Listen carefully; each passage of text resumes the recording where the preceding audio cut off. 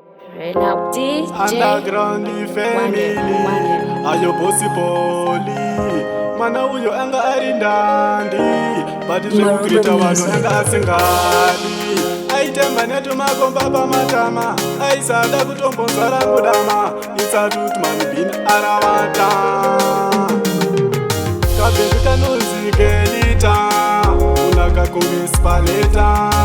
taingobana pasocial media kachisekuleta asi takazomboka sekaoleta kabhebi kanonzi gelita unaka kungesipaleta taingobana pasocial media kachisekuleta asi takazomboka sekaoleta kaida zvekukonektwa kunge bluetooth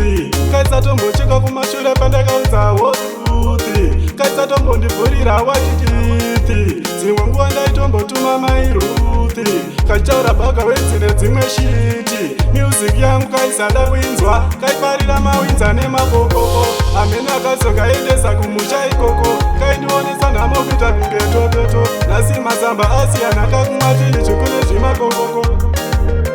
kabhebi kanonzi gelita kunaka kungesipaleta kaingokona pasocial media kachisekuleta asi takazomboka sekaoleta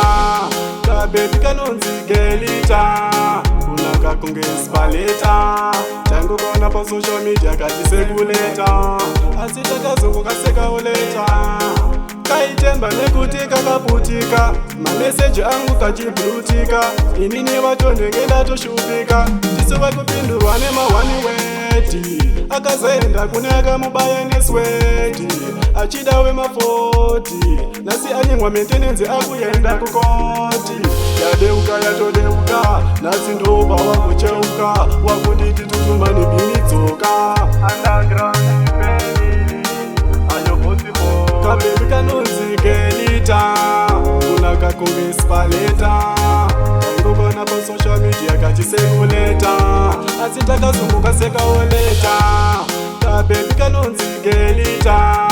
kunaka kungesipaleta taingokona pasocial media kachisekuleta asi takazomboka sekaoleta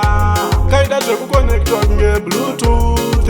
kaisatombosvika kumashure pandakaudza wotuthi kaisatombondivhurira wachitithi dzimwe nguva ndaitombotuma mairuthi kachitaura bhaga wedzine dzimwe shiti music yangu kaisada kuinzwa kaifarira mawinza nemapopopo amene akazongaendesa kumusha ikoko kaindionesa nhamo kuita kunge tototo nasi mazamba asiyana kakumwatili zvikune zvimakokoko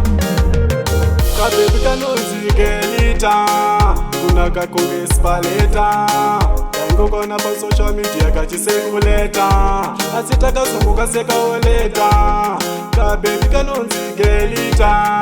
kunaka kungesipaleta taingokona pasocial media kachisekuleta asi takazomboka sekaoleta kabhebi kanonzi gelita kunaka kungesipaleta taingokona pasocial media kachisekuleta asi takazomboka sekaoleta